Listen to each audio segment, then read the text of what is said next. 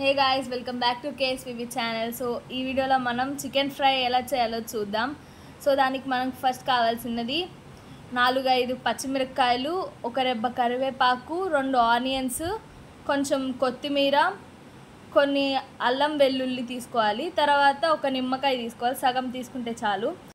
తర్వాత దీన్నంతా మిక్సీలో వేసుకొని పేస్ట్ లాగా చేసుకోవాలి. తర్వాత చికెన్లో మ్యారినేట్ చేసుకోవడానికి కొంచెం సాల్ట్, కొంచెం చికెన్ మసాలా, కొంచెం పసుపు, పెరుగు, ఇంకా కొంచెం కారం తీసుకోవాలి. తర్వాత ఆ పేస్ట్ని ఇంకా ఈ మసాలాలన్నిటినీ చికెన్లో వేసుకొని బాగా మ్యారినేట్ చేసుకొని 2 hours ఫ్రిడ్జ్లో పెట్టుకోవాలి. తర్వాత దీన్ని పొడి చేసుకోవాలి. సో ఆ పొడి కోసం మనం కొన్ని ధనియాలు, కొంచెం జీలకర్ర, 2 యాలక్కలు, ఇంకా కొన్ని చెక్క, 4-5 మిరియాలు, 3-4 ఎండుమిరపకాయలు తీసుకోవాలి. దీన్నంతటినీ ఒక గిన్నెలో వేసుకొని కొంచెం ఆయిల్ పోసుకొని బాగా వేయించుకోవాలి. అంటే కొంచెం కలర్ మారేంత వరకు వేయించుకుంటే చాలు.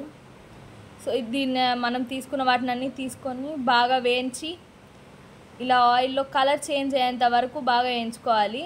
లాస్ట్లో తర్వాత ఇలా ఎండుమిరపకాయలు వేసుకొని కొంచెం డార్క్ అయ్యేంత వరకు వేయించుకోవాలి. ఇలాగా దీనంతటిని తీసుకొని పక్కన పెట్టుకోవాలి. చల్లారాక మిక్సీ వేయాలి.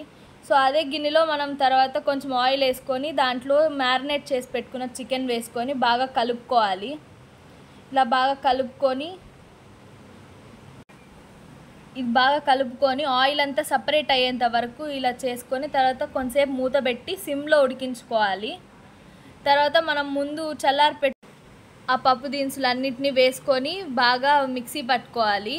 సో ఇది ఎందుకంటే మనం ఇప్పుడు స్టవ్ మీద పెట్టిన చికెన్కి లాస్ట్లో బాగా ఉడికిపోయిన తర్వాత అది వేసుకొని బాగా కలుపుకుంటే చాలన్నమాట. సో ఇలా వాటర్ బాగా సపరేట్ అయిపోవాలి, ఆయిల్ ఇంకా మసాలా అంతా సపరేట్ అయిపోవాలి.